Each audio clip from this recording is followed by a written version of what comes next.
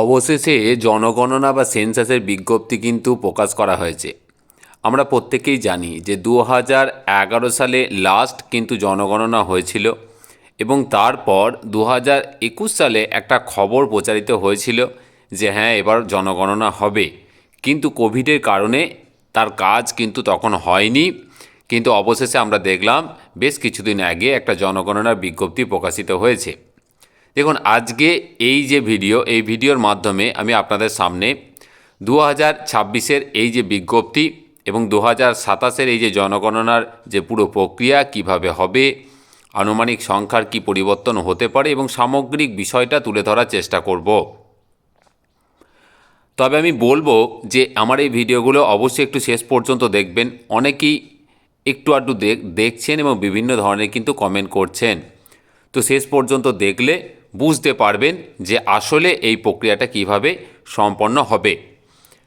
আর যদি ভালো লাগে আবারও বলছি, ভিডিওটিকে একটু বেশি করে শেয়ার করবেন আর চ্যানেলটিকে যেন অবশ্যই সাবস্ক্রাইব করবেন। আর যা প্রশ্ন আছে অবশ্যই আমাকে কমেন্টে জানাবেন, আমি যথাসম্ভব উত্তর দেওয়ার চেষ্টা করব।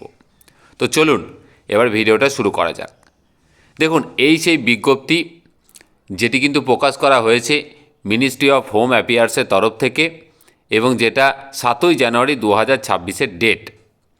এই বিজ্ঞপ্তিতে কি বলা হয়েছে না, এই বিজ্ঞপ্তি দেখুন কি বলেছে না, in exercise of the powers conferred by section 3 and section 17A of the census act 1948 read with rules 6A and 6D of the census rules 1990 and in supersession of the notification of the Government of India in the Ministry of Home Affairs number S O, এখানে নাম্বারটা দিয়েছে memo number, dated the 7th January 2020, published in the gazette of India extraordinary part 2 section 3 subsection 2 dated on 9th January 2020। এরকম করে একটা মানে বিভিন্ন যে order, এই সেন্সাসের যে বিজ্ঞপ্তি প্রকাশ করার অফিসিয়াল এবং তার যে বিভিন্ন মেমো নাম্বারগুলোকে উল্লেখ করেছে, তে উল্লেখ করার পর কি বলেছে না, দেখুন আসল জায়গাটায় আমি চলে আসি। That the house listing operations of the Census of India 2027 shall take place between 1st April 2026 and 30 September 2026। মানে হাউস লিস্টিংয়ের যে কাজ সেন্সাস সংক্রান্ত সেটা কিন্তু হবে 1 এপ্রিল 2026 থেকে 30 সেপ্টেম্বর 2026 পর্যন্ত। এটা কিন্তু বিজ্ঞপ্তিতে বলা হয়েছে। এবার আমি আপনাদের সামনে পুরো বিষয়টাকে তুলে ধরি। দেখুন, আমরা প্রত্যেকেই জানি যে পশ্চিমবঙ্গের যে জনগণনা সর্বশেষ যেটি হয়েছিল 2011 সালে এবং তারপর আমি আগেই বললাম যে 2021 সালে কিন্তু এটি হওয়ার একটা সম্ভাবনা তৈরি হয়েছিল, কিন্তু কোভিডের কারণে তখন সেটি হয়নি। তো এইবারে যে জনগণনার যে সময়সূচি সেটি কিন্তু হবে 2027 সালের 1 মার্চ থেকে কিন্তু জনগণনার আসল যে কাজ সেটি কিন্তু শুরু হবে।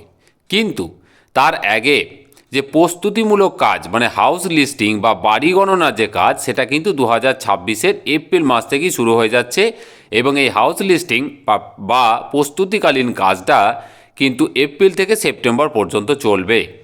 মানে এটা চলছে আপনার জানুয়ারি, ফেব্রুয়ারি, মার্চ 2 মাস পরেই কিন্তু জনগণনার হাউস লিস্টিংয়ের কাজ কিন্তু শুরু হয়ে যাবে। এবার আমরা একটু দেখে নিই, চলুন, যে পশ্চিমবঙ্গের বর্তমান আনুমানিক জনসংখ্যা 2025-26-এ ঠিক কী।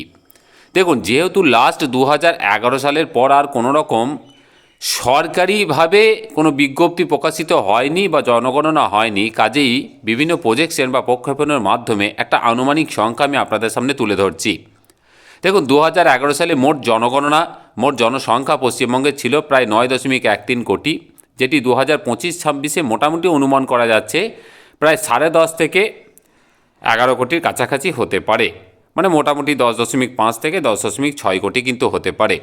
2011 সালে যেখানে পুরুষের মোট সংখ্যা ছিল 4.68 কোটি, সেটি আনুমানিক এবারে হয়তো হতে পারে 5.44 কোটি। মহিলার সংখ্যা যেটা 2011 সালে ছিল 4.44 কোটি, যেটি এইবারে 2025-26-এ গিয়ে 5.1 কোটি হতে পারে। সাক্ষরতার হার যেটা 76.26% ছিল সেটি কিন্তু বেড়ে 82.6% হতে পারে। আর জনঘনত্ব 1028 জন প্রতি বর্গ কিলোমিটারে ছিল, সেটি বেড়ে কিন্তু 1120 জন প্রতি বর্গ কিলোমিটার হওয়ার একটা সম্ভাবনা আছে।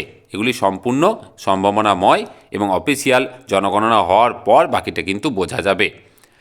তো দেখুন, আরও কতগুলি গুরুত্বপূর্ণ আপডেট আমি আপনাদের সামনে তুলে ধরি। সেটি হচ্ছে যে এই প্রথম কিন্তু ডিজিটাল জনগণনা হবে। মানে বিষয়টি হচ্ছে, যেমন আমরা দেখছি যে ভোটের যে এসআইআরের কাজ সেটি যেমন ইসিআই নেট অ্যাপসের মাধ্যমে হচ্ছে, এখানে একটি অ্যাপস ব্যবহার করা হবে, মোবাইল অ্যাপের মাধ্যমে কিন্তু জনগণনা হবে। তারই পাশাপাশি এখানে সূত্র মারফত জানা যাচ্ছে যে এখানে কিন্তু কাস্ট বেসড মানে জাতিভিত্তিক একটা জনগণনা হবে এবং ওই অ্যাপসে কিন্তু সেই অপশানটা থাকবে। এটা কিন্তু দীর্ঘদিন ধরে বিভিন্ন রাজনৈতিক মহলে দাবি ছিল এবং এটা অবশ্যই কিন্তু হওয়া উচিত।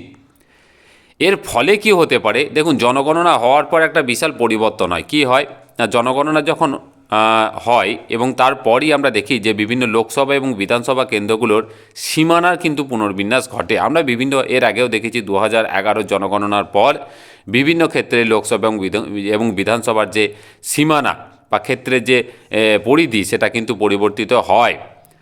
আর এরই পাশাপাশি ধর্মীয় পরিসংখ্যান, আমরা বেশ কিছু বেসরকারি রিপোর্টে সেখানে দাবি করেছে দেখেছি যে পশ্চিমবঙ্গের ধর্মীয় জনবিন্যাসের কিন্তু পরিবর্তন এসছে এবং যার সঠিক তথ্য কিন্তু এই জনগণনার পরে কিন্তু পরিষ্কার হবে। 2011 পর মনে রাখবেন প্রায় 15 বছর পর কিন্তু এই জনগণনা হতে চলেছে। দেখুন, বর্তমানে যে জনবিন্যাস সেটি পশ্চিমবঙ্গ ভারতের চতুর্থ সর্বাধিক জনবহুল রাজ্য হিসাবে এখন জায়গা দখল করেছে এবং তার মধ্যে কলকাতা এবং উত্তর চব্বিশ পরগনা জেলা জনঘনত্ব কিন্তু বেশ অনেকটাই বেশি। তা এই বিষয়গুলি মোটামুটি এখনও পর্যন্ত জনগণনা সম্পর্কে আপডেট উঠে আসছে।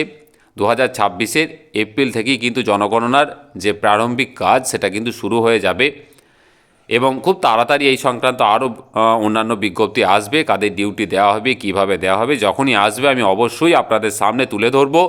যতটুকু আপডেট পেলাম আমি ততটুকুই তুলে ধরার চেষ্টা করলাম। আর টাইম টু টাইম আমি এই সংক্রান্ত বিষয়ের সমস্ত আপডেট আপনাদের সামনে তুলে ধরব।